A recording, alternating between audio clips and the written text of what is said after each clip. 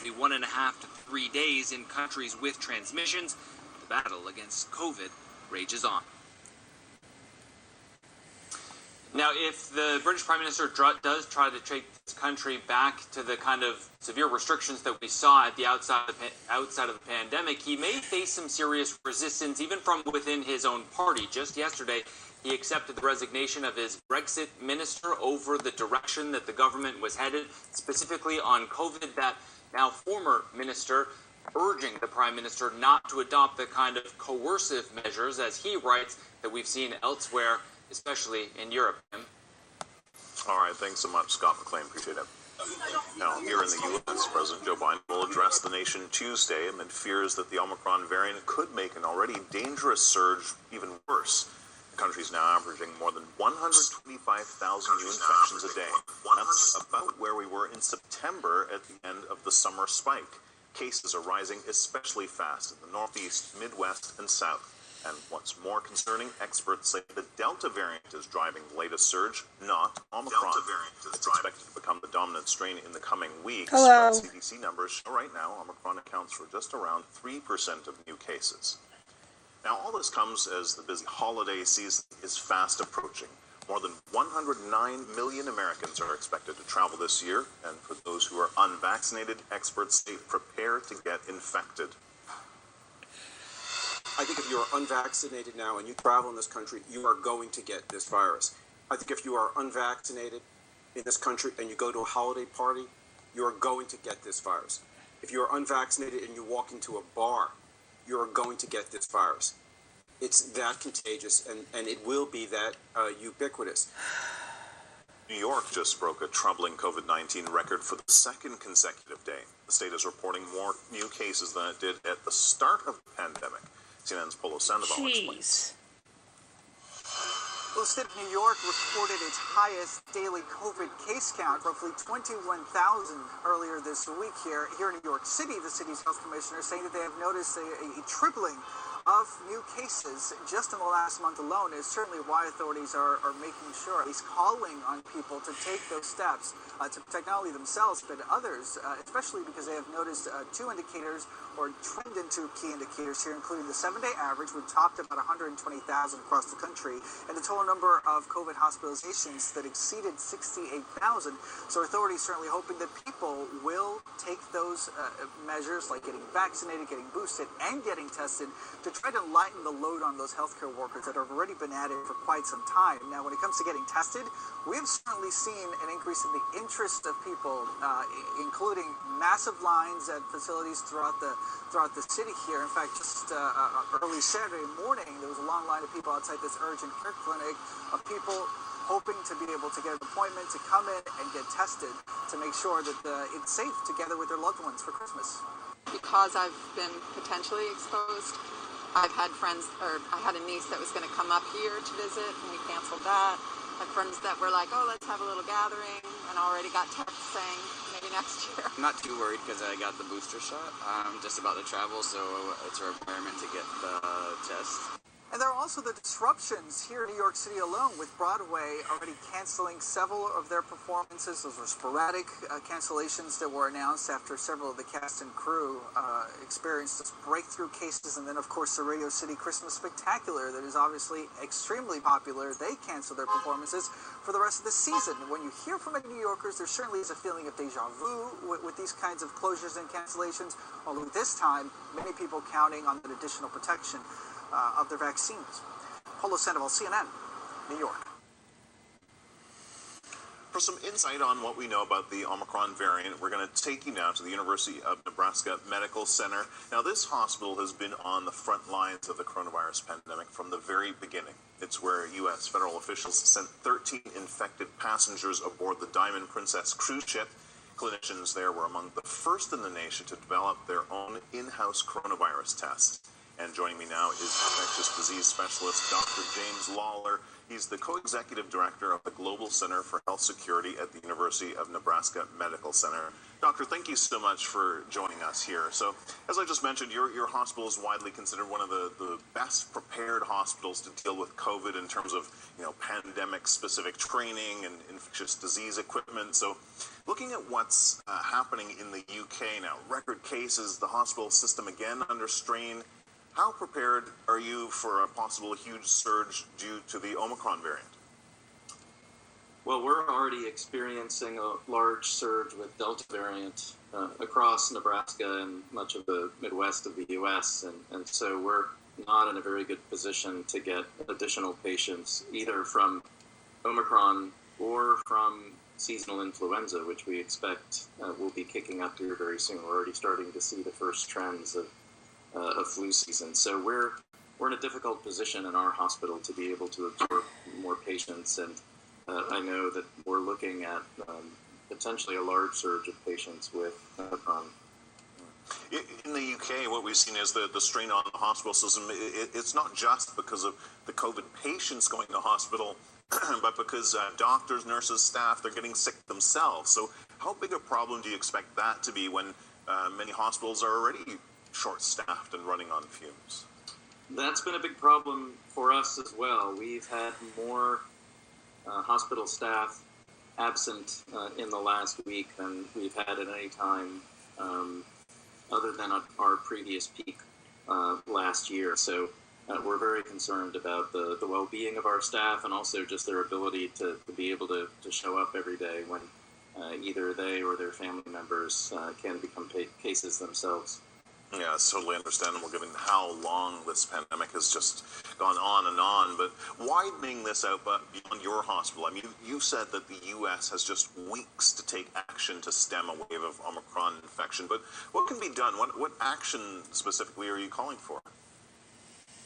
Well, I think there are a number of things that can be done and need to be done. First of all, obviously pulling out all stops on vaccinations, especially trying to get folks who have not yet been vaccinated to at least get a primary series, getting boosters into folks who have not yet been boosted. But we need to do more to step up non-pharmaceutical interventions, those things that we had and we effectively used before we had access to vaccines. That's things like wearing face masks indoors, and in the U.S., certainly mandatory face mask ordinances in a number of state and local areas had a significant impact. Also, limiting large indoor gatherings and attempting to contain and control spread in congregate environments such as school. Fortunately, now schools are mostly getting out for the holiday break, but certainly we need to plan for what's going to happen in January when schools go back in session.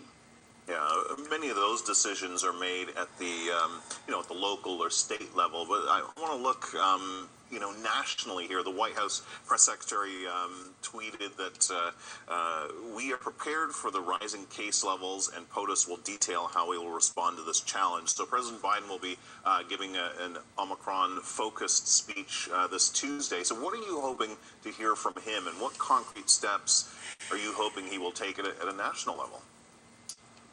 Right. Well, I don't share that optimism that we're prepared, but I think there are some steps that we can take. And again, first of all, doing everything we can to increase vaccination, ramping up non-pharmaceutical interventions, including using all of the levers that we have to create mandatory wearing of face masks indoors, reducing large gatherings.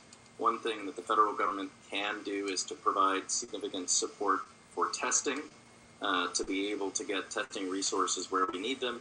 That's going to be hard to do in a matter of weeks. Some of that will take longer, but it's that old saying, when's the best time to plant a tree was 20 years ago, but the second best time is today, and the second best time to get testing improved is starting today. And then I think that there are a number of things that can be done with financial incentives to help businesses and other parts of our community that would be impacted by ramping up non-pharmaceutical interventions. Yeah, well, Hello. listen, we'll see what happens next week, but so far, I'm gonna try and share this you know, to we wish you Twitter all on the my best, you and your on my staff, in phone. dealing with already the number of cases that you're dealing with, much less the influx that you may be seeing in the coming weeks and months. Dr. James Lawler, thank you so much for joining us. Really appreciate it. Thanks for having me. As Ukraine braces for a possible invasion by Russia, British Defense Secretary says it's unlikely NATO would send troops if Russian forces launch an offensive. While a live report from Moscow just ahead, plus Hong Kong holds its first election under strict new laws that give the government greater powers to vet candidates. Now some pro-democracy activists are calling for a boycott. Live Hong Kong next. Stay with us. I'm checking my game. My plaque psoriasis. So, hello to the replay viewers. At what point do I cancel my plans for Christmas Eve and the day before Christmas Eve? Where's the mute button? Emerge Tremfyant. With Tremfya, adults with moderate to severe At what point? psoriasis can uncover clearer skin. I already said no to one invite for Christmas, and I asked for a rain check for the other invite for Christmas. There are 3 documented cases of Omicron in Oregon, 1 in my county, 2 in the county over. But how many other people have it and just don't know it yet? The Omicron variant. And do I cancel volunteering at the Nutcracker? Do I cancel my guest list ticket for a concert? I have until 24 hours before my shift to cancel for the Nutcracker, and I'm watching these numbers, and I'm also watching another issue I'm dealing with, and if I had to make a call right now, I'll decide on Wednesday. But there's another place I was invited where I'm not going to eat inside someone's home right now with Omicron spreading, even if they're vaccinated. So, is it even worth trying to go and, gather with other people and watch a movie with a double mask on? Probably not worth the risk. If they're having Chinese food in a movie, it's probably safer to watch a Hallmark Channel movie and eat the food that I have here. And yeah, this fucking sucks that it's the second year this is happening, and if you don't like my language, well, Woof Woof went to bed like he's supposed to, so he's not here to tell me to watch my language. But even he might agree at this point that this is ridiculous. I haven't gotten a booster yet. I have an appointment on Wednesday. I changed it from Pfizer to Moderna because of the mix and match possible higher antibodies, although the Moderna booster is half of the original Moderna dose, and so when they tested it, it was tested with the full dose. So right now, wait, is it still on a commercial? Anyway, I'm going to check my game, and you can listen with me. Where's the unmute button? Of time and mortgage payments that would have. I'm ordering my farm on Up Live. They were so stress-free. The whole process was amazing, and I would Let definitely me check and see if I can make this flag get the next level. I've been trying for weeks. It's just a great experience. Let's see. Not a discount promotion. These are topical Let me check this other thing best first. results. How many coins do I have? 34 diamonds. How many do I need to get this thing? To Tilly. I need When you were little, 50. we decided to go. It's hard for me on a to great see the adventure. small things at night. 50? Traveling home. Do you think I can make It is 35 so turn into wonderful 50? I could simply try not with the needing game. toys, but Let's finding see. Magic, natural treasure. This life will always hold the most cherished memories. Keep Oops, listening that to got your planted heart. by accident. Never lose spirit of adventure. Let me see. Hong Kong voters are casting their ballots in the first citywide election since China imposed last year's sweeping national security law. A committee now has to vet all candidates to make sure that only so-called patriots are running for office, which only further tightens China's grasp on Hong Kong. So let's bring in CNN's Will Ripley live in Hong Kong. So Will, it seems like quite a contrast with the last elections. Absolutely. I remember back in 2019, Kim, when the pro-democracy movement was in full swing, the protests were happening, people turned out in droves. There were lines around the block at polling sites like this for people who wanted to cast their ballot, and they voted overwhelmingly in support of pro-democracy candidates who are now either in jail or in exile in many cases, or they just completely pulled out of politics altogether. I asked my taxi driver on the way here if he was planning on voting today, and his answer summed up what a lot of Hong Kong people are thinking. What's the point? Election day in Hong Kong. What a difference 2 years makes. In 2019, voter lines around the block. A landslide victory for pro-democracy parties. In 2021, those parties, and most of their candidates, absent, just like many Hong Kong voters. The crowds at this polling site Sunday, mainly media, covering Hong Kong leader Carrie Lam, arriving early to cast her vote. Lam telling Chinese state media, low voter turnout could be a sign the government is doing a good job. Yeah, right. This is Hong Kong's first general election since China imposed major voting reforms.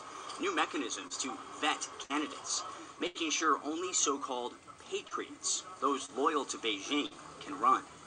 Those reforms and a sweeping national security law imposed by Beijing in the wake of 2019 pro-democracy protests, erasing many of Hong Kong's freedoms promised for 50 years under one country, two systems. Pro-democracy activist and former Hong Kong legislator Nathan Law, now living in exile in London. He calls this weekend's vote a selection, not an election. It's impossible for us to get into the race. So I think it's really clear for all of us that this is just not an ordinary or not a free and fair election. It's just a selection process by Beijing, and they're putting on a show. A show, Law says, is part of Beijing's bigger plan to make Hong Kong just like any other Chinese city, ruled by an authoritarian government, dissenting voices silenced, either in exile or in jail. We have lost our autonomy, freedom. City leaders condemning activist calls to boycott the election or cast blank votes in protest. Pro-Beijing legislator Michael Tian says Hong Kong's election is legitimate. The competition is keen in the stand that everybody wants to have the highest.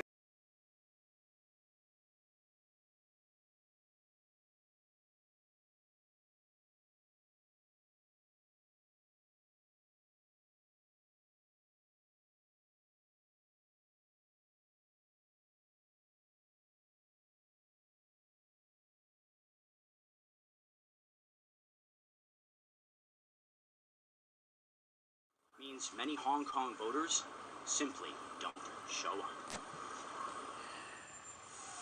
Sorry about Standing that. out here for a couple of hours, and really most of the people walking inside are going in there to swim.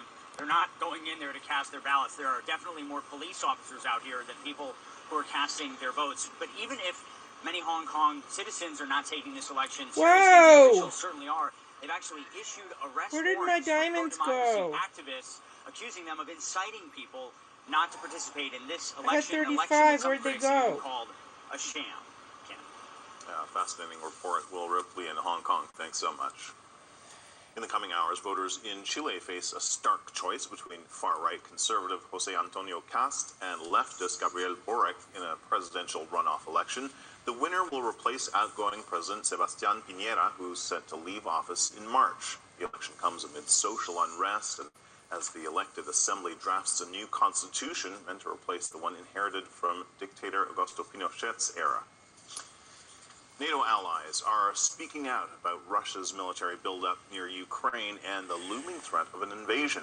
The UK's defense secretary says it's unlikely NATO would send troops to assist Ukrainian forces since Ukraine isn't a NATO member, but European leaders continue to warn of punishing economic consequences if Russia invades, with Germany threatening to block Russia's Nord Stream 2 gas pipeline. CNN's Melissa Bell joins us from Moscow. Melissa, so we've seen this diplomatic flurry of activity from both sides around Ukraine these last few days, but are we any closer to a resolution here? You know, ever since the CIA Director Bill Burns came out to Moscow at the beginning of the fall, we've seen all of those diplomatic contacts really increase, as you say, with that frenetic activity that we saw last week. Karen Donfried, the U.S. envoy for Europe, coming to not only to Moscow but to Kiev, American congressman coming to Kiev last weekend, the Ukrainian president heading to Brussels to meet not only with NATO but also with European leaders, and yet here we are heading into a new week, no closer to a resolution. If anything, Kim, the positions on either side appear to have hardened, as has the distrust that one side has for the other over exactly what is happening in Ukraine. For the last few months, Joe Biden's been instructing his National Security Council to do everything it could to deter Vladimir Putin from attempting a land grab in Ukraine. What we've seen is that, in fact, that troop buildup has continued these last few days rather than been scaled back or remained static. And what we're hearing now from top American officials is that the window of opportunity, the possibility of a resolution to this has narrowed to a 4-week window. That gives you an idea of how alarmed American administration officials are by what they're seeing, by what they're hearing. Again, hearing on the diplomatic front from Moscow increasingly unrealistic demands about what it expects from NATO and American in terms of in the United States, in terms of its promises and guarantees regarding Russian security. And so top officials now telling CNN that they're extremely worried about what's going on, and that window of opportunity is getting narrower, even as Moscow should expect something much more serious, much graver consequences than anything that it saw in 2014, should it go ahead with that land invasion that people are warning about. All right. Thanks so much, Melissa Bell, live in Moscow. Just ahead on CNN Newsroom, Europeans vent their anger as surging COVID infections prompt officials to enforce unpopular restrictions, hoping to slow the spread. Plus, inflation and supply chain issues take a toll on food banks in the United States. Ahead, how they're trying to help low-income Americans put food on the table. Stay with us. Tis the season for some yum yums, yum yum yum yum yum yum yum yum yum. A holiday family feast for your tum-tums. Tum tum tum tum tum tum tum tum. And here's the deal to save your money. It's a $0 delivery fee. Go to IHOP.com if you're hungry. With age comes more. Get more with Neutrogena Retinol Pro Plus, a powerful 0.5% retinol that's also gentle on skin for wrinkle results in 1 week. Neutrogena for people with skin. Most bladder leak pads were similar, until Always Discreet invented a pad that protects differently with 2 rapid dry layers for strong protection that's always discreet. Question your protection. Try Always Discreet. Show the world what it means to be a fan with exclusive fan gear designed by fanatics. One-of-a-kind styles from all the leagues, teams, and colleges you love. Shop now and get today's special offer. Fanatics.com. Officially licensed everything. Itchy, squirmy, scratchy, family not getting clean? Get Charmin Ultra Strong. Go get 'em! It just cleans better. With a diamond weave texture, your family can use less while still getting clean. Goodbye, itchy squirm. Hello, clean bottom. We all go. Why not enjoy the go with Charmin? I'm going to check for the comments. Anyone here? It still says 3. 3.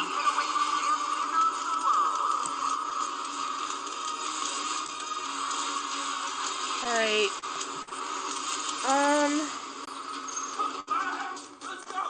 I guess we know what to get Dad for Christmas. Order now for a $149 bonus offer. Visit fightcamp.com for more details.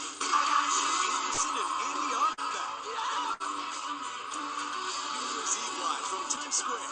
Live coverage starts at 8 on CNN.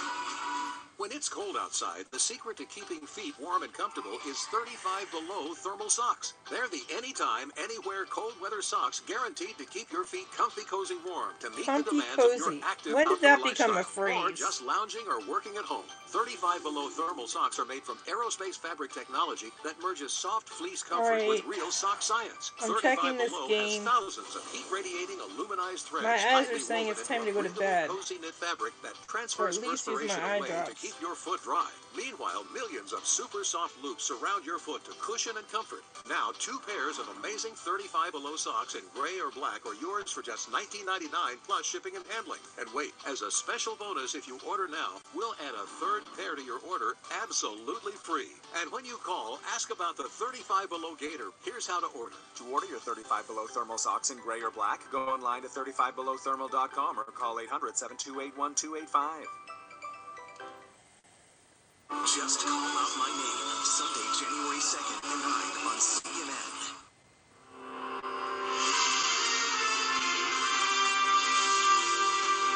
Welcome back to all of you watching us here in the United States, Canada, and around the world. I'm Kim Brunhuber, and you're watching CNN Newsroom.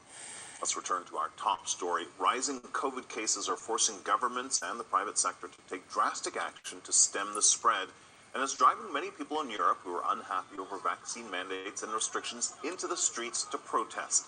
In London, police clashed with demonstrators protesting over current Plan B measures. This comes as the UK reported more than 90,000 new infections for the 2nd day in a row. So for more on how Europe is trying to stem the spread of the variants, let's turn to CNN contributor Barbie Nadeau. And Barbie, let's start with the Netherlands going into lockdown yet again. That's right. You know, this is the 2nd time in a matter of a couple of months they've had some sort of lockdown. And this comes right before Christmas. Of course, people had already made their plans. They've already, ordered the turkey. They've got, want to have people over. They can only have 2 people in their homes, except for Christmas Day and New Year's Day. Then they can have 4 people. Now, that's very restrictive. People are not happy about it either, Kim.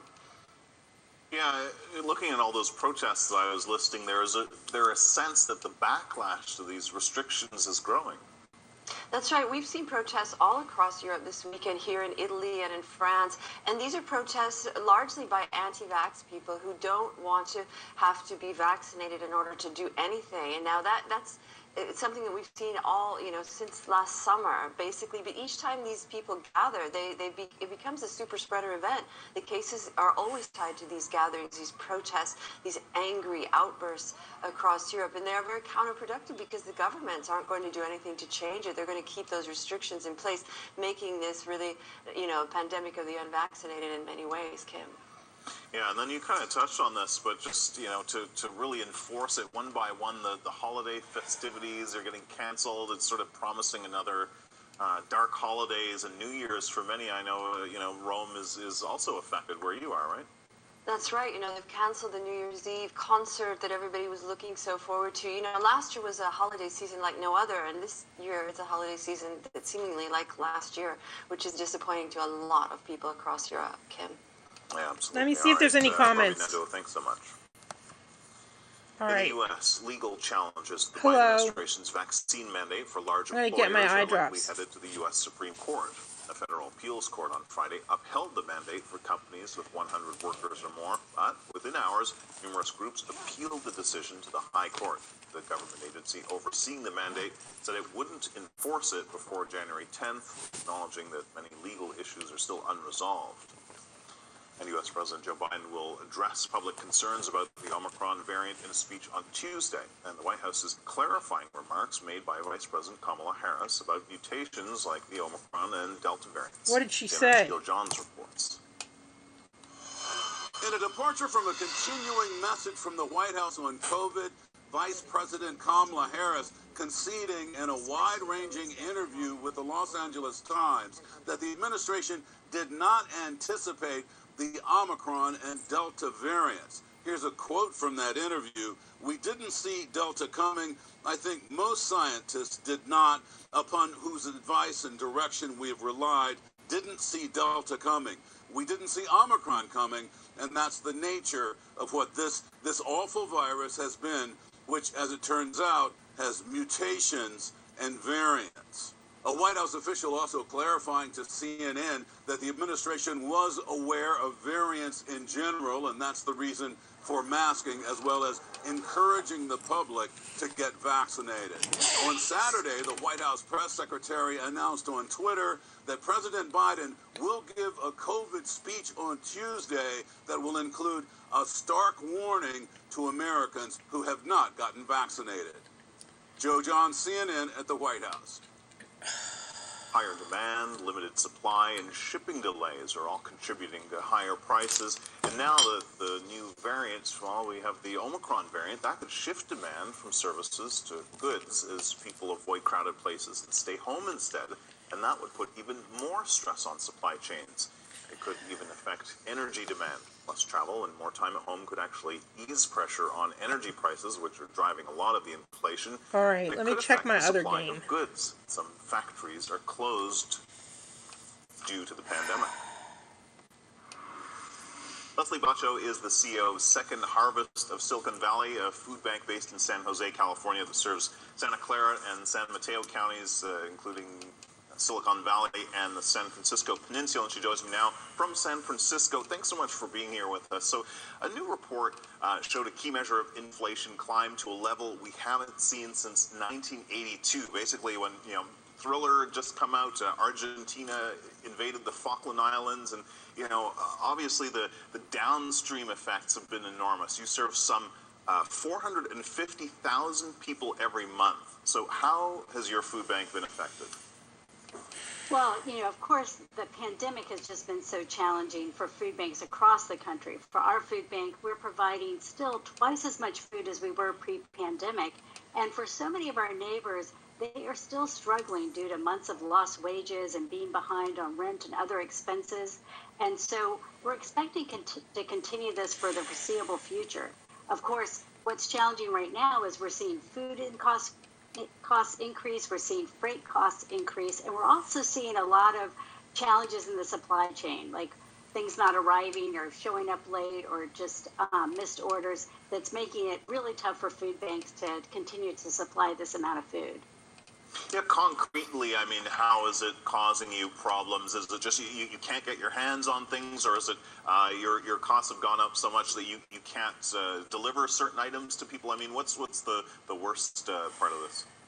It's a little bit of both. At our food bank, about half of what we distribute is fresh produce. So we literally bring in 40 to 45 truckloads of fresh produce from the Central Valley that's donated to us, but we have to pay the freight to get it here. And right now, sometimes it's hard to even find that transportation because there's such a driver shortage, especially during the holidays. Then there's other staple items like milk and eggs that have gone up 10 to 15% or 25% in some cases for certain items. And that makes it a real challenge for food banks that are already, like in our case, we've had to double our budget just to provide twice as much food. Well, you have to double your budget. So, that must be sort of eating into the future of how you can provide to people, and then you talked about the growing need. You've had to sort of, people are really being hit hard here. Do you expect the growing inflation, all the prices of groceries, gas, and so on, to further squeeze families, to increase demand, and then increase the pressure on you to deliver? Absolutely. We are already seeing that, like you described, the increase in food prices, gas prices is a real challenge. And what a lot of people don't realize is, low-wage workers were really disproportionately impacted by this pandemic. So many people faced months of unemployment. And so what we're seeing is even as people are going back to work, it is just so hard to recover from that kind of financial deficit. And yes, definitely inflation and increasing costs are keeping people, reliant on services like food banks. The Biden administration has been kind of slow to acknowledge the problem of inflation. They've now tried to do something about things like gas prices and so on. And yesterday, the president says he thinks we're at the peak of the crisis. Do you agree? Do you think the worst is behind us? Well, I've been doing this work for more than 20 years. I was doing this work in 2008 during the Great Recession. And what we saw is that it takes low-income families a long time to recover from this kind of economic setback. And, we saw our numbers increase dramatically then. and they leveled off eventually, but never went back down. And that's what we're afraid we're facing right now, is that folks will be reliant on our services for months or maybe years to come. So there could be real long-term consequences to all this. Before we go, how can people help? I mean, not just your food bank, but people are facing this across the country. How can they help? Absolutely. Well, I would say, look for your local food bank, go to the website, and, food banks really need volunteers. Our food bank at Second Harvest of Silicon Valley, we are so dependent on volunteers at our distribution sites and at our facilities. And of course, we need your financial support. And because food banks rely on a lot of donations and volunteer labor, for every dollar donated, we can provide enough food for 2 meals. Oh, well, listen, keep up the great work as that demand and all the problems people are facing are increasing as we go into the holidays. Thank you so much for joining us. I really appreciate it, Leslie Bacho. Thank you. Thanks for having me. And for more information on Leslie's organization, Second Harvest of Silicon Valley, and how you can help or donate this holiday season, please head to shfe.org. Of course, food insecurity takes on a whole new meaning when you talk about what's happening in Afghanistan. Coming up, the dire situation being made even worse by winter weather. Stay with us.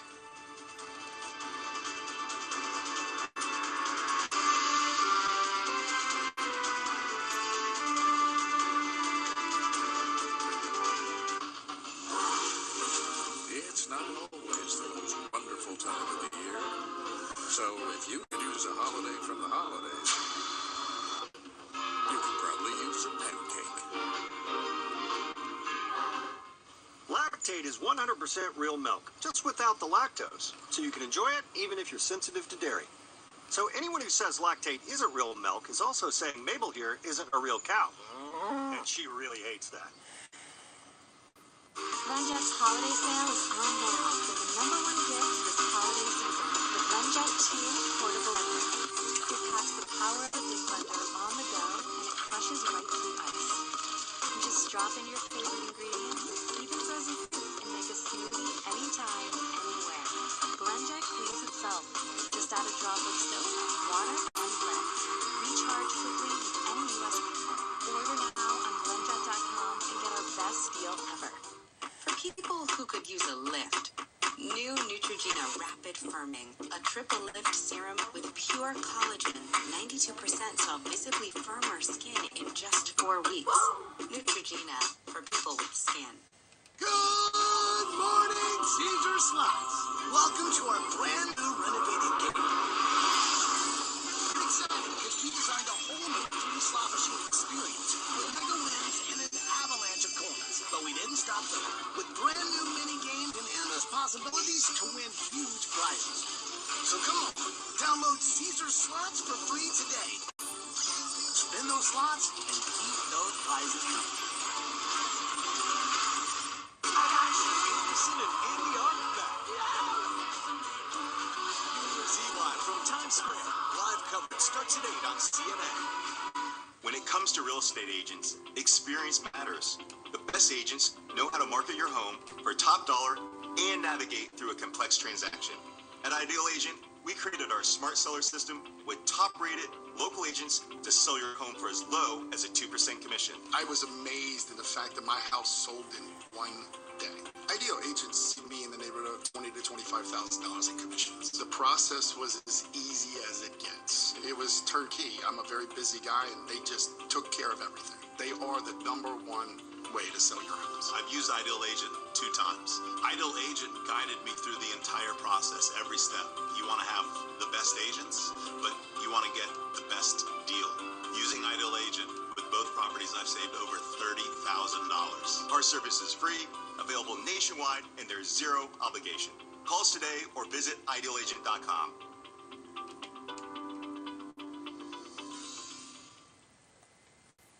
Just Call Out My Name, Sunday, January 2nd at 9 on CNN.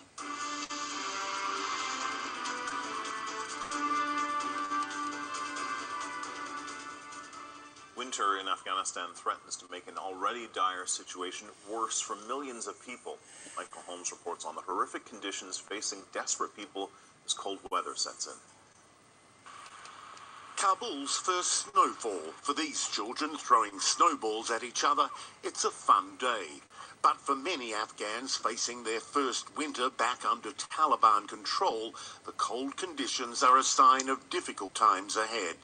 This man says when there's snowfall, it's a day of happiness and celebration for rich people, but adds for the normal people of Afghanistan who are poor and helpless, it's like poison.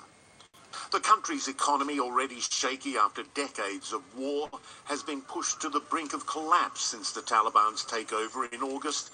Billions of dollars in international aid, which Afghanistan relied upon for humanitarian assistance and to fund the government, has been cut off, with another $9.5 billion in assets of the Central Bank of Afghanistan frozen by the US. Millions are without work, and the cost of food and fuel has shot up, making many basic necessities too expensive for Afghans to buy. The UN's World Food Programme warns that a harsh winter could bring, quote, an avalanche of hunger and destitution to the country.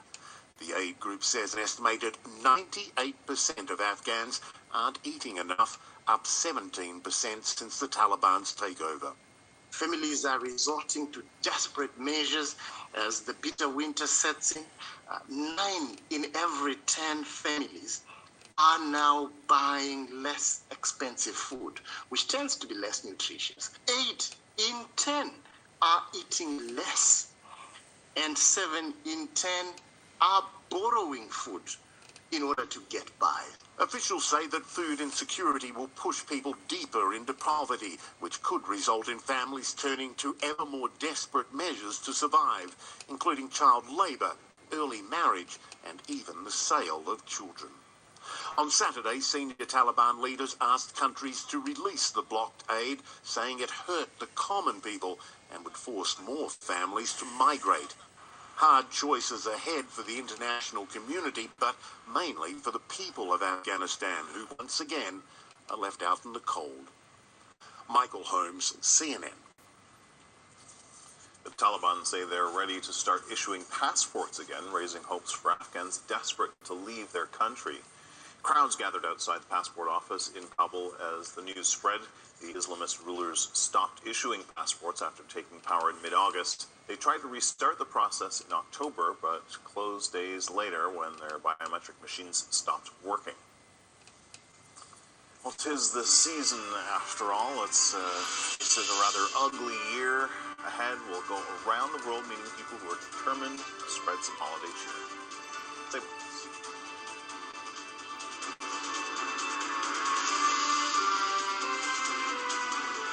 Mucinex Night Shift, you've got powerful relief from your worst nighttime cold and flu symptoms.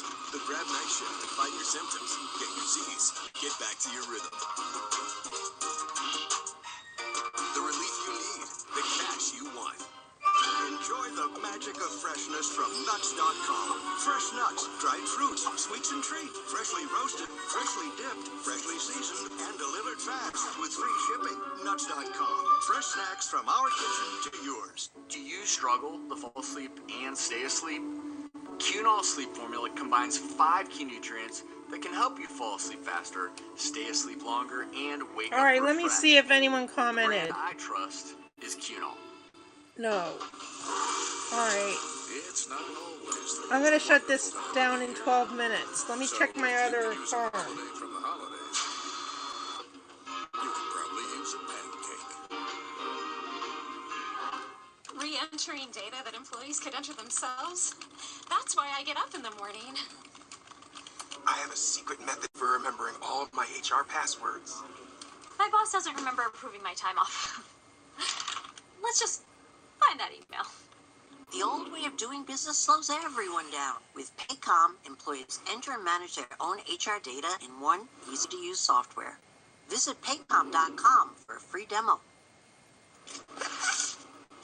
Stop whitening your smile the old-fashioned way with strips and trays that Did can I- take did 30 I minutes check to in? an hour. I'm Jonathan Greenhut, the CEO of PowerSwabs. When I met Dr. Ginniker and he introduced me to PowerSwabs and I saw how effective Let's they see were if I and can how send this easy they rabbit. were to use, I knew we had to share it with the world. Power Swabs was clinically studied to whiten natural teeth as well as stain caps, crowns, and veneers. It's so effective, it works on stains caused by coffee, tea, red wine, and even smoking. It did let me For those send of you it. who All have right. that one stained tooth that's Let me darker go than back the rest, to Power the... Swabs can target that area using swab precision. I really love the fact that you're able to go individually on each tooth and make sure that it's going to be wider. So this holiday season, if you have yellowing between your teeth or coffee stains near your gum line, just snap, swab, and smile. And each 5-minute application, you'll see whiter teeth. So stop whitening your smile the old-fashioned way with strips and trays that can take 30 minutes or an hour.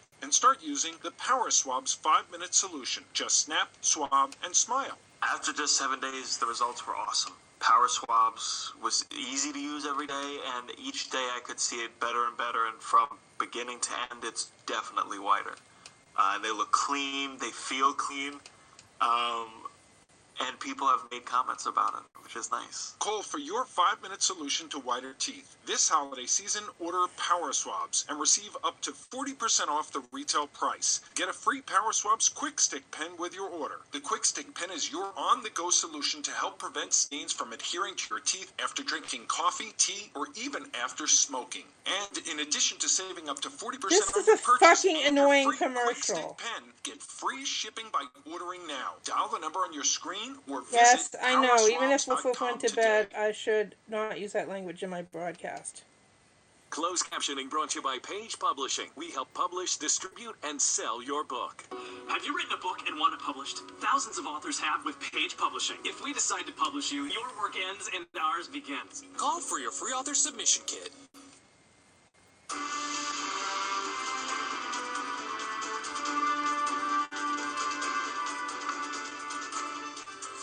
Pro football in the U.S. is changing its COVID protocol as it grapples with a surge of cases among players. The National Football League is dropping its weekly testing requirement for fully vaccinated players and staff members who aren't symptomatic. Instead, the NFL will implement what it calls a strategic and targeted testing along with voluntary tests. Players who aren't fully vaccinated will still have to be tested daily. About 100 players have tested positive in recent days, forcing the league to postpone 3 games this weekend. Well, Tiger Woods is back. The golf legend is competing for the first time since a car crash that crushed his leg in February. CNN's Andy Scholes has more. Well, Tiger Woods said he had a blast in his return to golf at the PNC Championship here in Orlando on Saturday. Tiger competing with his 12-year-old son Charlie in his first action since his devastating car accident 10 months ago. And Tiger, he looked really good, hitting off the pro tees and taking some really hard swings in the fairways. He did use a golf cart to get around the course as it was allowed for this tournament. Tiger and Charlie, they birdied 4 of the first 5 holes, and on 15, Charlie with a nice birdie putt that put a big smile on Dad's face. Team Woods finishing 10 under for the day, just 3 shots back of the lead. We had a great time. It was just a blast, and we had a blast, last year on the first round, and again this year it was the same. We had so much fun out there. I wish I could have walked, with him and been with him, each and every step like I was last year. Physically, I'm not able to do that. So I was the guy going out there and getting golf balls from Mike, who was offline, or I was offline and bringing balls back around. So, it was different, trying to drive the cart slower, with him and talk to him and make sure we were present. We're still a team. We're still doing it together. And Tiger added that his shots still aren't coming off like he's used to, and it's going to take some time for him to get back to playing at a tour level. But no matter what level Tiger Woods is playing at, the fans here and everywhere are just thrilled to have him back. In Orlando, Andy Scholes, CNN.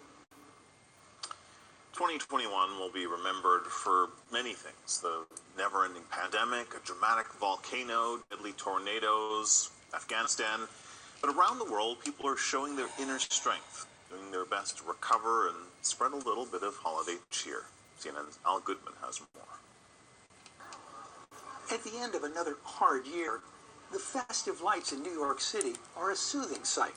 The gift many of us wanted, a return to our normal lives, and the vanquishing of COVID-19 is still elusive. Even though it may be a struggle for some to see, there is something to celebrate this year, our resilience. Traditions may be altered, but in many places go on, like taking the children to see Santa Claus. In this winter wonderland in Finland, there is no sitting on Santa's lap and no whispering in his ear. Mom and Dad will just have to be in on that little secret, but Santa has a wish too. I've been hearing worrying news around the globe about well-being and coping of children and young people. Now it's time to turn these worries into plenty of goodwill. People around the world are finding ways to make the season a little brighter, like this Santa in Peru, visiting children infected with COVID-19. Wearing a mask, Santa didn't come down the chimney, but delivered presents instead through open windows with the help of a fire truck.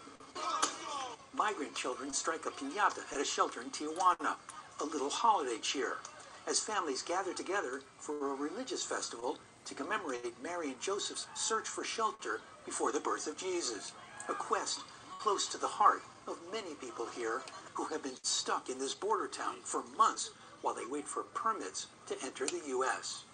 A volcano blotted out the livelihoods of many residents of Spain's La Palma Island. Thousands were forced to evacuate as rivers of lava incinerated houses, buildings, and farms. One church says it will rise above those ashes and has even incorporated them into its nativity scene. This is the church closest to the volcano. We wanted to make them have a smile. People in Kentucky are still trying to come to terms with the devastation caused by tornadoes that obliterated entire neighborhoods and killed dozens. One woman says she may have lost her house, but will keep a promise made to her daughter. I tell her, baby, we're going to have Santa Claus wherever we're at. You know, he's coming to visit, and we'll do the best we can. I love you. Doing the best we can when things seem to be at their worst. Maybe that's the true spirit of the season. Al Goodman, CNN. Well, that wraps this hour of CNN Newsroom. I'm Kim Brunhuber, and I'll be back in just a moment with more news. Please do stay with us.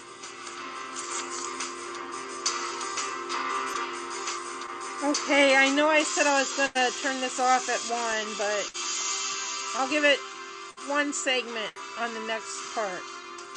Did anyone else come in? No.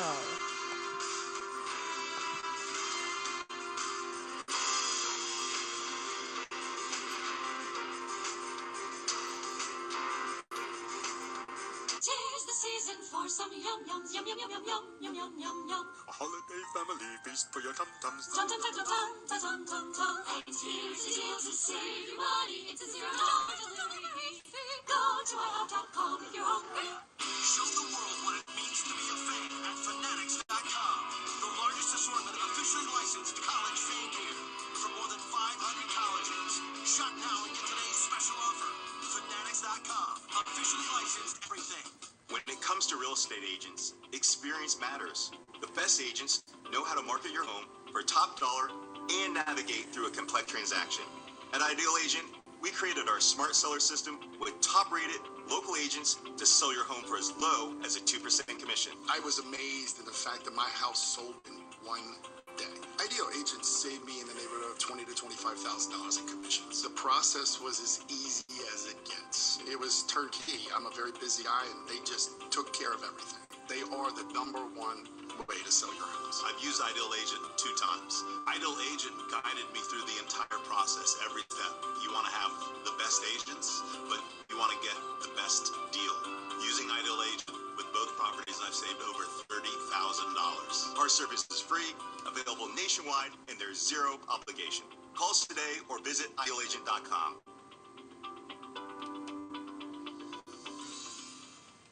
This is the sound of a gift that keeps it simple.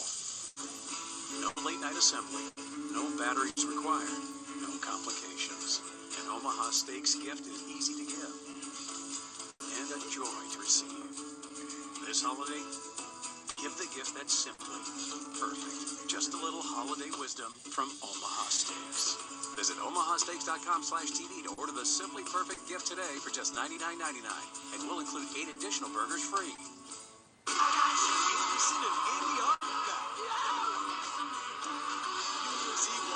Times Square. Live coverage starts at 8 on CNN. When it comes to real estate agents, experience matters. The best agents know how to market your home for top dollar and navigate through a complex transaction. At Ideal Agent, we created our smart seller system with top-rated local agents to sell your home for as low as a 2% commission. I was amazed at the fact that my house sold in one day. Ideal Agents saved me in the neighborhood of $20,000 to $25,000 in commissions. The process was as easy as it gets. It was turnkey. I'm a very busy guy, and they just took care of everything.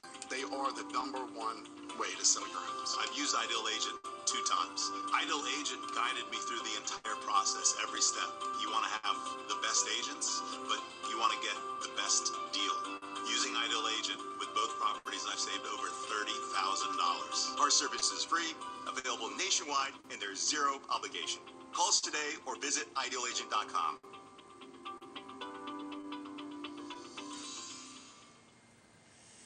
Dr. Sanjay Gupta reports Weed 6, Marijuana and Autism, tomorrow at 8.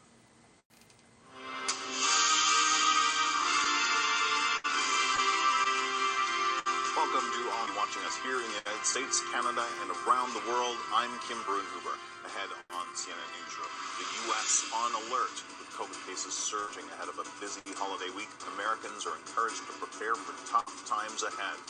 The story is the same in Europe. As protests erupt in reaction to tighter restrictions, on the latest in live reports, London and Rome. And with Afghans facing their first winter back under Taliban control, a humanitarian crisis looms. Now the stark warning from one aid group.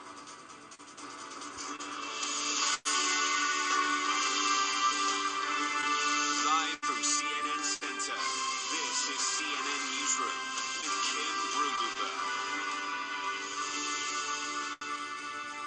We begin with the growing threat of the Omicron variant. Cases rising quickly around the globe less than a month after it was first detected in the U.S. Experts are warning Americans could be facing a dark winter as Omicron collides with the surge of the Delta variant.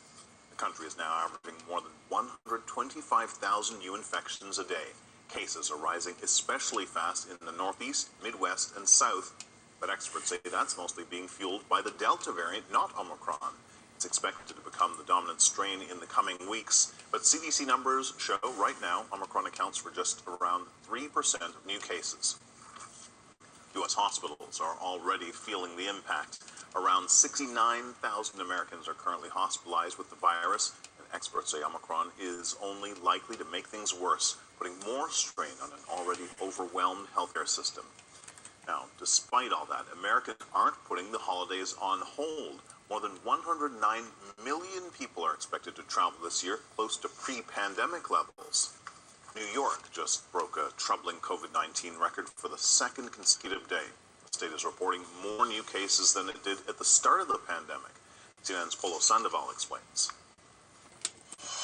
The state of New York reported its highest daily COVID case count, roughly 21,000 earlier this week here. Here in New York City, the city's health commissioner is saying that they have noticed a tripling of new cases for last month alone. Is certainly why authorities are making sure, at least calling on people to take those steps to protect not only themselves but others, especially because they have noticed two indicators or trend into key indicators here, including the 7-day average. We've topped about 120,000 across the country, and the total number of COVID hospitalizations that exceeded 68,000.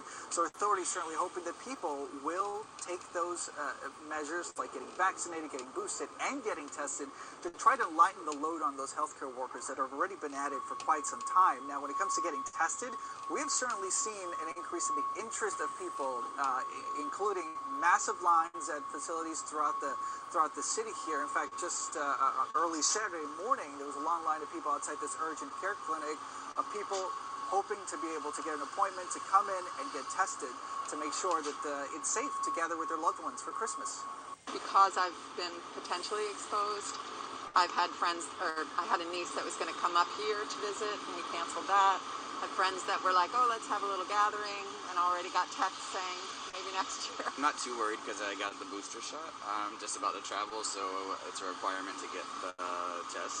And there are also the disruptions here in New York City alone, with Broadway already canceling several of their performances. Those were sporadic cancellations that were announced after several of the cast and crew experienced those breakthrough cases. And then, of course, the Radio City Christmas Spectacular that is obviously extremely popular. They canceled their performances for the rest of the season. When you hear from many New Yorkers, there certainly is a feeling of deja vu with these kinds of closures and cancellations. Only this time, many people counting on that additional protection of their vaccines. Polo Sandoval, CNN, New York. For some insight on what we know about the Omicron variant, we're going to take you now to the University of Nebraska Medical Center. Now, this hospital has been on the front lines of the coronavirus pandemic from the very beginning. It's where U.S. federal officials sent 13 infected passengers aboard the Diamond Princess cruise ship. Clinicians there were among the first in the nation to develop their own in-house coronavirus test. And joining me now is infectious disease specialist Dr. James Lawler. He's the co-executive director of the Global Center for Health Security at the University of Nebraska Medical Center. Doctor, thank you so much for joining us here. So, as I just mentioned, your hospital is widely considered one of the best prepared hospitals to deal with COVID in terms of, pandemic-specific training and infectious disease equipment. So, looking at what's happening in the UK now, record cases, the hospital system again under strain. How prepared are you for a possible huge surge due to the Omicron variant? Well, we're already experiencing a large surge with Delta variant across Nebraska and much of the Midwest of the U.S. And so we're not in a very good position to get additional patients either from Omicron or from seasonal influenza, which we expect will be kicking up here very soon. We're already starting to see the first trends of flu season. So we're in a difficult position in our hospital to be able to absorb more patients. And I know that we're looking at potentially a large surge of patients with Omicron. In the UK, what we've seen is the strain on the hospital system. It's not just because of the COVID patients going to hospital, but because doctors, nurses, staff, they're getting sick themselves. So how big a problem do you expect that to be when many hospitals are already short-staffed and running on fumes?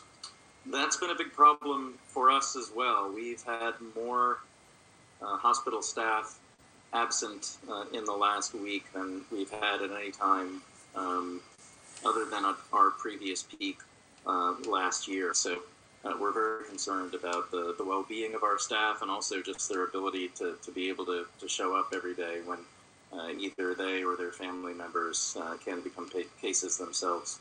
Yeah, it's totally understandable given how long this pandemic has just gone on and on. But widening this out beyond your hospital, I mean, you said that the U.S. has just weeks to take action to stem a wave of Omicron infection. But what can be done? What action specifically are you calling for?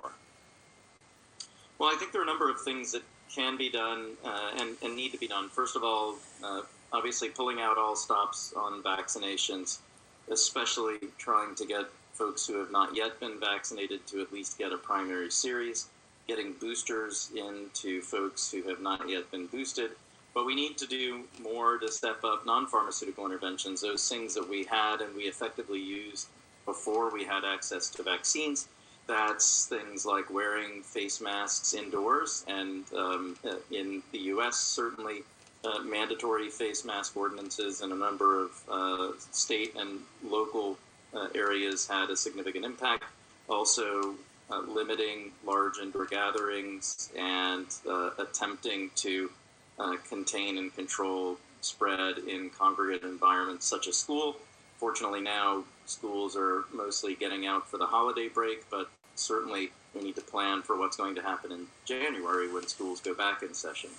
Yeah, many of those decisions are made at the, at the local or state level. But I want to look, nationally here. The White House press secretary tweeted that we are prepared for the rising case levels, and POTUS will detail how we will respond to this challenge. So President Biden will be giving an Omicron-focused speech this Tuesday. So what are you hoping to hear from him, and what concrete steps are you hoping he will take at a national level?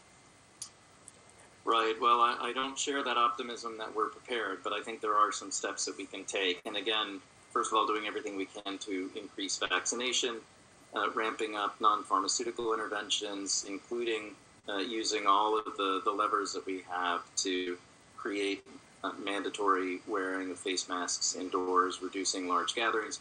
One thing that the federal government can do is to provide significant support for testing, to be able to get testing resources where we need them.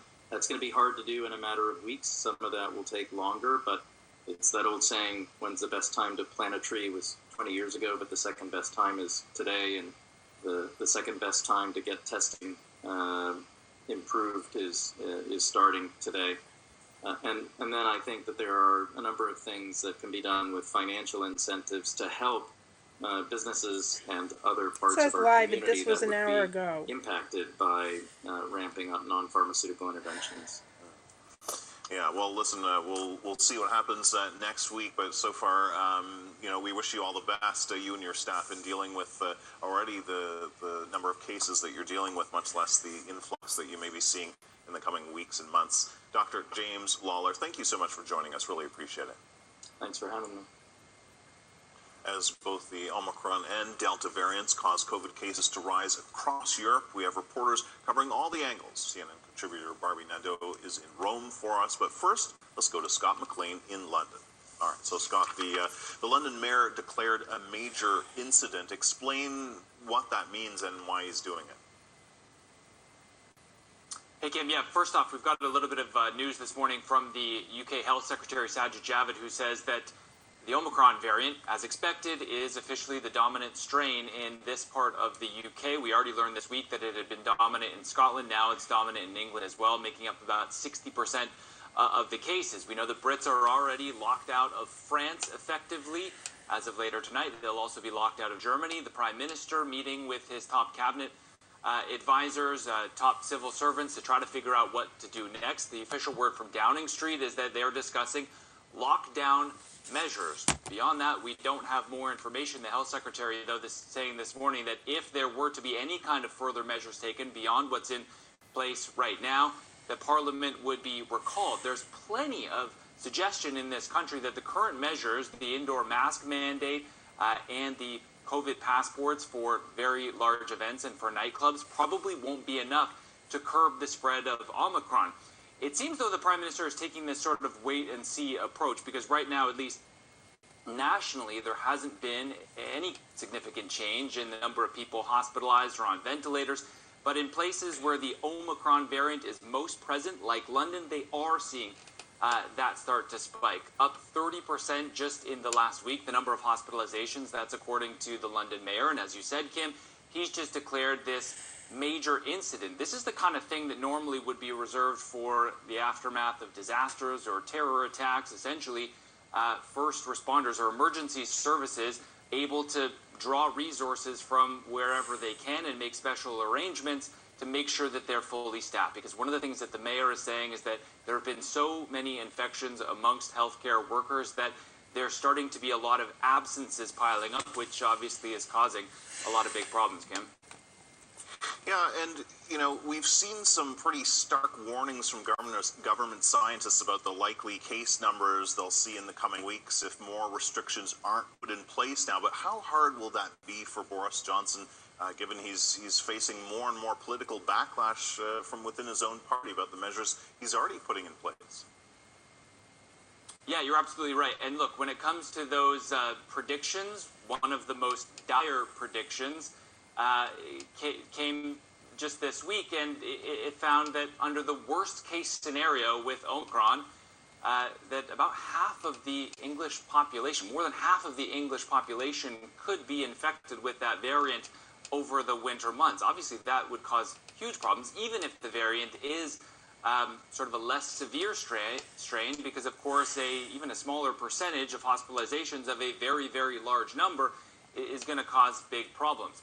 You mentioned Boris Johnson's political issues right now. If he were to try to go down the road of bringing in further restrictions, the kind of thing that we saw early on in the pandemic, you're right, he would likely run into big, big problems. And that's because even trying to pass the restrictions that are in place right now, the COVID passports, he faced a backlash from about 100 of his own MPs who voted against it. He only got that passed with the support of the opposition Labour Party. And just yesterday, Kim, he also accepted the resignation letter from one of his top cabinet ministers, the Brexit secretary, who resigned over concerns about the direction that this country was headed on COVID. In his resignation letter, he urged the Prime Minister not to adopt the kind of coercive measures, as he wrote, that we're starting to see elsewhere in Europe.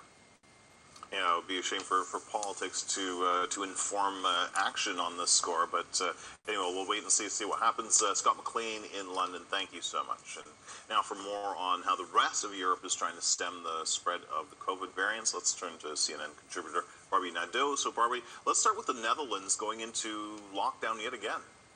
That's right. It's kind of a surprise lockdown. People had already made their Christmas holiday plans. Now they're limited to having just 4 people to their private homes for the actual holidays and 2 people during the holiday season. That is a huge disappointment because they had just come out of a restrictive lockdown a couple of weeks ago. And here they are back in again because of the spread of, in their case, Omicron. The rest of Europe, however, is still dealing with Delta. And the hospitalizations are going up. Case numbers are going up. People are getting tested to be able to go to cocktail parties and things like that. Everybody's worried about what the next week is going to look like here, Kim. Yeah, many countries having problems. Germany, France, the Prime Minister warning Omicron is spreading at lightning speed. That's right, and these lockdowns bring protests. People who are very, very angry about further restrictions are generally those people who are not vaccinated. And we've seen anti-vax protests across Europe this weekend especially. And, you know, some of these restrictions are limited to the people who are not vaccinated yet. That makes those people more angry. They get out and gather together, and of course the virus spreads that way as well. But we're seeing it affect everyone here right now, you know, with the tighter restrictions, curfews in some places, New Year's Eve festivities canceled here in Rome and in Paris. You know, there'll be no fireworks displays and things like that. Last year was a terrible Christmas for many people, and this year really is starting to look like it's going to be a very similar holiday season for many. Kim. Yeah, it's sad to see. Barbie Nadeau, thank you so much. As Ukraine braces for a possible invasion by Russia, the British Defense Secretary says it's unlikely NATO would send troops if Russian forces launch an offensive. Are they rerunning the whole last hour? Plus, survivors grapple with the aftermath of a powerful typhoon that battered the Philippines. We'll show you. I don't remember that one an hour ago. Tell you where it's headed next. Stay with us.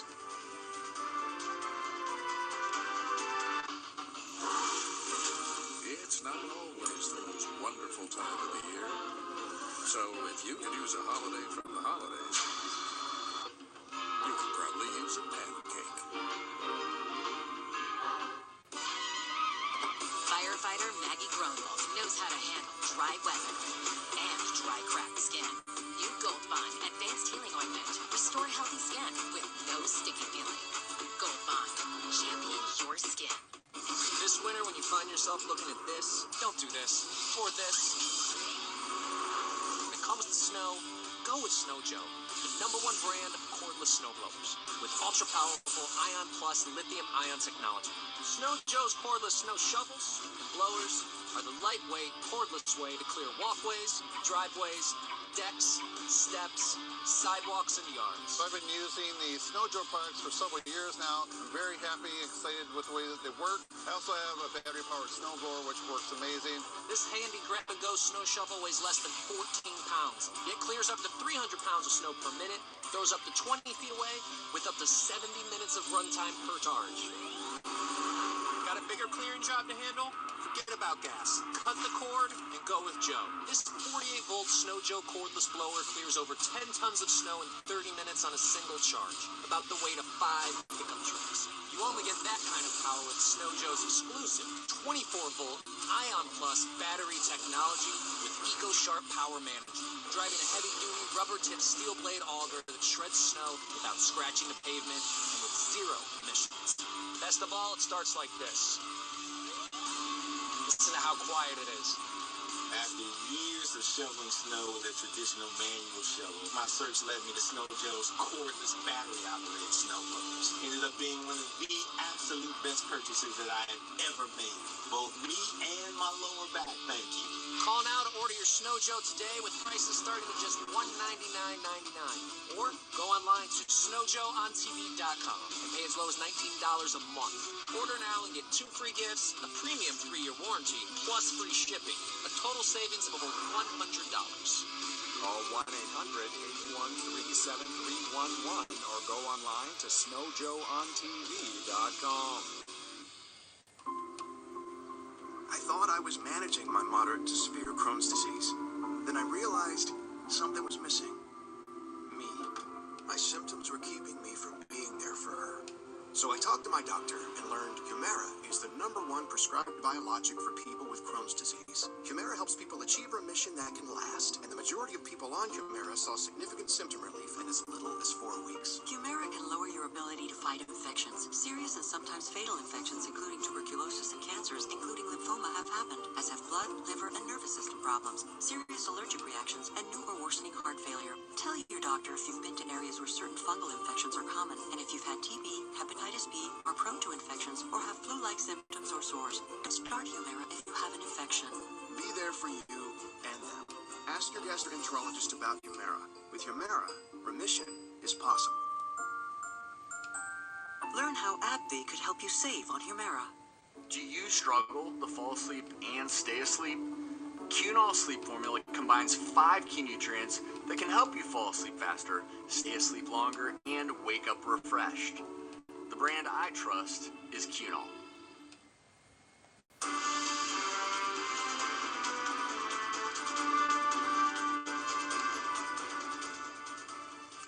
NATO allies are speaking out about Russia's military buildup near Ukraine and the looming threat of an invasion. The UK's defense secretary says it's unlikely NATO would send troops to assist Ukrainian forces since Ukraine isn't a NATO member, but European leaders continue to warn of punishing economic consequences if Russia invades, Germany threatening to block Russia's Nord Stream 2 gas pipeline. CNN's Melissa Bell joins us now live from Moscow. So Melissa, we've seen this diplomatic flurry of activity from both sides around Ukraine these last few days, but are we any closer to a resolution? On the contrary, Kim, the brinkmanship, the war of words seems only to have intensified with, on one hand, on the Russian side, that list of demands clearly put before not only the United States but NATO during the week. We've heard from Sergei Rykov, who's speaking to the Interfax news agency yesterday, saying that, look, these were not ultimatums, just warnings. And yet warnings, of course, that the West, in the shape of NATO and the United States, needs to sit down to begin these discussions, these negotiations, on the basis of demands by Moscow that would simply be unacceptable either to European partners, European leaders, to NATO, or to the United States. On the American side and on the Western side, much greater coordination than anything we've seen before regarding Ukraine in terms of its preparation of sanctions, in terms of its intelligence sharing, and in terms of a much more coordinated message than anything it had before. We've seen activity in Brussels, in Washington as well, and we've been hearing from top American officials that what they consider now is that there is a 4-week window of opportunity for some kind of de-escalation, some kind of sense of resolution to all this, but that window definitely narrowing, even as Moscow watches with a wary eye the United States and Europe prepare these sanctions on the European side, Europe saying that they would have massive consequences for Russia, and what we know is that both sides are really preparing sanctions far beyond anything that we saw in 2014. All right, so Melissa Bell in Moscow, thanks so much. Officials fear the death toll will keep rising after Typhoon Rise rampaged through parts of the Philippines. Local officials say at least 75 people have died, even though a national emergency agency still keeps the death toll at 31. Ryan pummeled the nation for 3 days, bringing wind gusts of more than 180 miles per hour at one point. More than 90% of homes in one area are now without roofs, according to a local official. While corn and rice fields are underwater because of flooding, the storm forced more than 300,000 people to flee their homes. Rai is now out of the Philippines, but it still packs a powerful punch meteorologist Derek Van Dam joins us now. Derek, where is the storm headed next? Well, for all intents and purposes, Kim, Vietnam wanted and needed to see this satellite image emerge over the past 6 hours or so. Let's analyze this together because it's very important to tell us the story of this very powerful and unfortunately deadly typhoon that's moved through the Western Pacific. Notice the disappearance of that eye-like feature near the center of the storm. That's where we see the strongest and most destructive part of a hurricane or a typhoon. Also notice the cooling cloud tops, the deep dark shades of red and orange, changing over to that shading of purple. This is a good indicator to meteorologists the storm is weakening, as predicted, becoming less organized as the hours and minutes wear on. 220 kilometer per hour sustained winds. Only about 200 kilometers separates the most powerful of the storm to the coastline of Vietnam, but it is going to veer away from the coastline. Good news. But they're still feeling the impacts with heavy rain and gusty winds across the coastal areas of Vietnam, and that includes the Da Nang region. The storm is forecast to continue to weaken as it moves quite a pace over the north-northeasterly direction, just skirting the southern coastline of China. That's near the Hainan Island, and eventually into the early parts of the work week for Hong Kong, and eventually out to sea before it dissipates near Taiwan, bringing some showers to that particular region by the middle of the week. But this is good news because the storm is going to be on this continued weakening trend over the next 36 to 48 hours, but we still have to contend with a very blustery Sunday across the coastal areas of Vietnam, Monday and Tuesday from Haikou into Hong Kong, and then eventually into the Taipei region. Look at the forecast accumulation. This area being spared the heaviest of rainfall as well, which continues to be on the east to northeasterly quadrant of the storm. We'll bring in some showers, though, into Hong Kong again for the middle of the work week. Let me bring you into Malaysia because they've had rough weather lately with some flooding across this region, enhanced by this tropical activity. In fact, we had a depression move at just 4 degrees north latitude, very rare for this time of year. And this wasn't even a named storm, and it produced rainfall totals in Kuala Lumpur of 162 millimeters, even higher amounts just to the north of there. So interesting weather taking place over the Western Pacific today. Yeah, absolutely. Thanks for that look at the storm. Derek Van Dam, really appreciate it. All right, still to come, CNN heads to Michigan, where the military was deployed to help a hospital inundated with COVID patients. Plus, the U.S. Vice President is coming under scrutiny over remarks made about the Delta and Omicron variants. We'll bring you what she said and how the White House is responding. Stay with us. Tis the season for some yum-yums, yum-yum-yum-yum-yum-yum-yum-yum. A holiday family feast for your tum-tums. Tum-tum-tum-tum-tum-tum-tum. And here's the deal to save you money. It's a $0 delivery fee. Go to IHOP.com if you're hungry. Jewelry, the perfect gift. While many jewelers are short on stock, the Jewelry Exchange makes their own and has everything. Diamond bands just $149, 1-carat hoops $5.99, tennis bracelets $4.99, and 1-carat studs $5.99. Buy factory direct and save. The Jewelry Exchange. Social media has become a normal part of everyday life, and as parents, we assume that social media companies have our kids' best interests at heart. But recent disclosures from company insiders reveal that social media companies use hidden algorithms to attract and addict vulnerable teens, exposing them to bullying and hurtful content. Teens are also being sexually exploited by criminals through encrypted messaging and live streaming services. The Center for Disease Control found a 57% increase in teen suicides from 2007 to 2018, which many experts associate with social media abuse. Other serious problems include depression, eating disorders, sexual abuse, and attempted suicide. If your child had a mental health crisis, eating disorder, attempted or completed suicide, or was sexually exploited from social media use, call the Social Media Victims Law Center. With decades of experience battling big companies on behalf of injured victims, their lawyers will fight to hold social media companies responsible for the harm they caused your child. Call today for a free consultation. I'm obsessed with it. I don't want it to be a secret. I want everybody to know about it. Shabula Active Serum. I've gone through so many bottles already. It's completely changed my skin. Shabula is a breakthrough ingredient that helps to deliver dramatic results on 5 signs of aging. My friends are like, what have you gotten done? And I'm like, I haven't gotten anything done. My skin instantly just looked a lot better. True Botanicals products are clean, safe, and sustainable. Shabula Active Serum. It's good stuff. Go to truebotanicals.com for 2 free gifts, limited time offer. James Taylor and Carole King The concert of a lifetime. Just Call Out My Name, January 2nd at 9 on CNN. When it comes to real estate agents, experience matters. The best agents know how to market your home for top dollar and navigate through a complex transaction. At Ideal Agent, we created our smart seller system with top-rated local agents to sell your home for as low as a 2% commission. I was amazed at the fact that my house sold in one day. Ideal Agents saved me in the neighborhood of $20,000 to $25,000 in commissions. The process was as easy as it gets. It was turnkey. I'm a very busy guy, and they just took care of everything. They are the number one way to sell your house. I've used Ideal Agent 2 times. Ideal Agent guided me through the entire process, every step. You want to have the best agents, but you want to get the best deal. Using Ideal Agent with both properties, I've saved over $30,000. Our service is free, available nationwide, and there's zero obligation.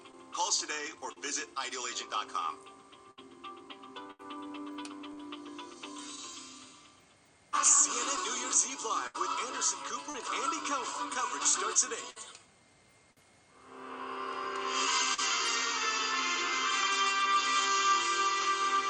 All right, back to our top story. The Omicron variant of coronavirus is threatening to send America's COVID surge into overdrive. The country is already seeing spikes in cases, hospitalizations, and deaths, but experts say that's being driven by the Delta variant, not Omicron. It's expected to become the dominant strain in the coming weeks, but hospitals are already stretched thin. Experts warn Omicron could push them to the breaking point. And a possible sign of what's to come in the U.S., a short time ago, the UK Health Secretary reported that Omicron is now the dominant strain in England. All right, now to Michigan, where hospitals are overburdened with COVID-19 patients. Health officials say many of these patients aren't vaccinated. CNN's Jason Carroll visited one hospital to see how they're handling the caseload. It's been a lot worse lately, but we do what we can. The hours at work for nurses like Lissa Maddox seem never-ending. Unfortunately, I'm not a superhero, or I'm just a nurse. Maddox is a COVID nurse working on 8th North Team, 8th floor, North Tower at Beaumont Hospital in Dearborn, Michigan. She's worked here since she graduated from nursing school only about a year and a half ago. Lately, the COVID unit here is seeing more and more patients, all while there are fewer nurses to care for them. There's been days where I've been like, I don't know how much longer I can do this, and I'm brand new, you know? But then, at the same time, it's very rewarding what we do. The new wave of COVID-19 is flooding Michigan's healthcare system, overwhelming doctors and nurses.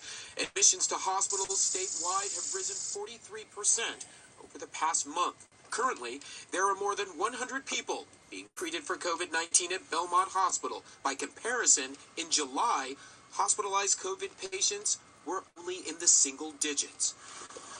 The influx of patients has taxed this hospital so much so, the Department of Defense dispatched a Joint Task Force Civil Support Unit to help. I mean, the pace is very, very fast. The need is constant. Teresa Nowak is a lieutenant colonel based out of Brooke Army Medical Center in San Antonio, Texas. Hey, Brad. She's part of a mobile team that includes 14 critical care nurses, 4 doctors, and 2 respiratory therapists, now working at Beaumont. The team has worked at hospitals in 13 states since August. The situation's so critical here, just a few minutes into our interview, staff had to rush in to help a distressed patient. Can you tell us what's happening behind us here? So if there's a patient that needs acute care, maybe a change in heart rate, a change in respiratory rate, then generally a care comes that have critical care experience. They come in and help with care for that patient. I've been in for almost 17 years, and if you would have asked me 5 years ago, would I be embedding in a civilian hospital to help provide care, I would have been like, no, you've got to be kidding me. What is not surprising to the strike team or to hospital staff, people needing critical care are overwhelmingly unvaccinated. Beaumont Health says 443 out of the 583 COVID patients it is caring for statewide are unvaccinated. The vast majority of those in its ICU and on ventilators also unvaccinated. Sarah Pristaview is a recovering COVID patient. She says her vaccination status is private. She and her father, who also has COVID, were admitted on Sunday. I hope he's okay. He's Private, not too meaning far she from probably me. didn't get I'm vaccinated. not allowed to see him because of the quarantining. It's been a roller coaster. Sorry.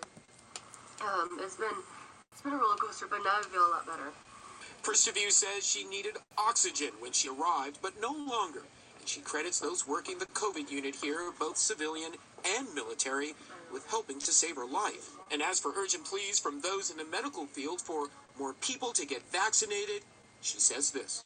What do you see as the right thing and the wrong thing? I really like to stay neutral. Nurses like Lissa Maddox know the stress for the 8th North team may just be beginning. Again. Will I break in 3 months? Will I break in a year? Will I break in 10? I don't have that answer for you. Right now, I'm battling this with my patients, and I don't see a stop anytime soon. The doctors and nurses here express how grateful they are to have the military team here at Beaumont Hospital. In terms of how long they're going to be at Beaumont, we're told that the military team could be here for a month, possibly longer, depending upon the need. After that, they will then move on to another hospital where there is more need. Jason Carroll, CNN, Dearborn, Michigan. U.S. President Joe Biden will address public concerns about the Omicron variant in a speech on Tuesday.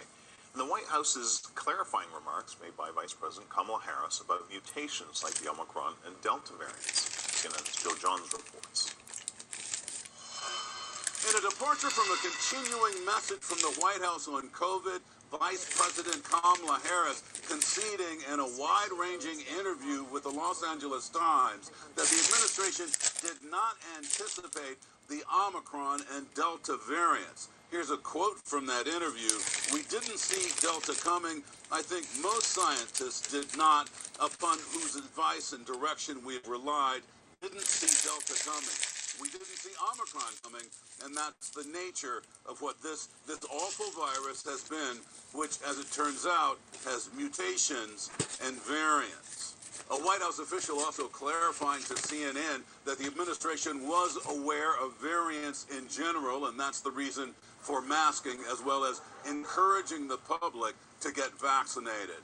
On Saturday, the White House press secretary announced on Twitter that President Biden will give a COVID speech on Tuesday that will include a stark warning to Americans who have not gotten vaccinated. Joe John, CNN at the White House. Several groups are appealing a U.S. Circuit Court decision that reinstates All right, a COVID vaccine I'm going to end this testing mandate broadcast. for large employers. They're asking the Supreme Court to put the Biden administration requirement on hold while the appeals process plays out. CNN asked Republican Congressman Larry Bouchon to weigh in on all the legal maneuvering. He's also a physician who